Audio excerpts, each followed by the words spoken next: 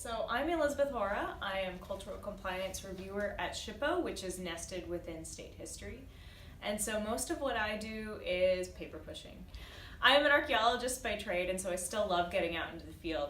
But most of what I do is I review projects to make sure that there is something good happening for the people of the state of Utah, and making sure that archaeology is considered in a lot of these projects that are going on across the state. My name is Sean Lambert, and I am the new public archaeologist for the state of Utah, and it's also a public archaeology program within state history, kind of a branch off of the SHPO here in Salt Lake City. And the main thing that I do, again, is work with our federal and state agencies, but as well as our stewardship organizations to give workshops, teach archaeology and science to the public. I was one of those kids who never wanted to do anything else. As early back as I can remember, I wanted to be an archaeologist. I think 6th grade was when that really gelled. And it wasn't until I really got to college that I learned a lot about what archaeology is. And it's a little different than what you think it is growing up, right? It's a little more science-based. It's a little less treasure hunty. And it turns out I really liked that, and I was really good at it.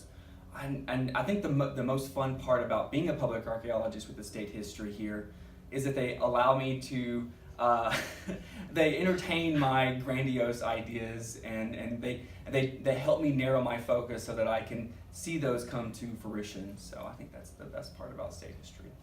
Yeah, and for me, although I love pushing paper, there's another side of that is a lot of public involvement and interaction. Anytime that there is a project that's going to disturb something archaeological, something that's like a cool old building, the state or federal agencies will actually assemble a lot of people in the room who have some sort of connection or love of that thing.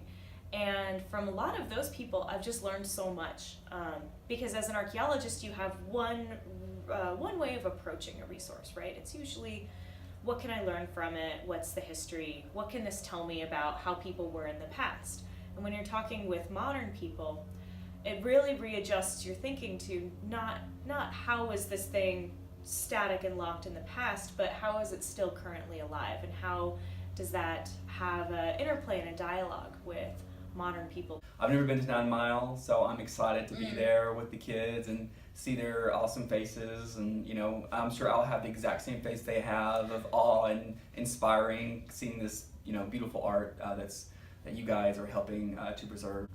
Yeah, you should definitely take selfies with rock art. You should definitely look at these things and tell your own stories about them, but also be respectful that, that's one way of interacting with them. And, for rock art, don't touch it.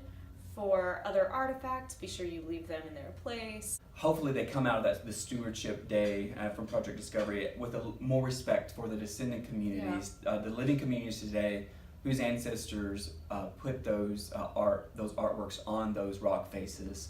That these living communities today have very meaningful associations with these features, cultural features, and that it's part of a broader landscape. And that if they come off with that respect, they're going to come off with respect for anything else they see in the future. That when they see a material object, that can be a teachable moment for someone. For another friend or for a family member saying, oh, this is what I've learned at Project Discovery, is that this is what this means, and these are the people who used to make them, and this is why we got to leave it right here and where it should be forever. So.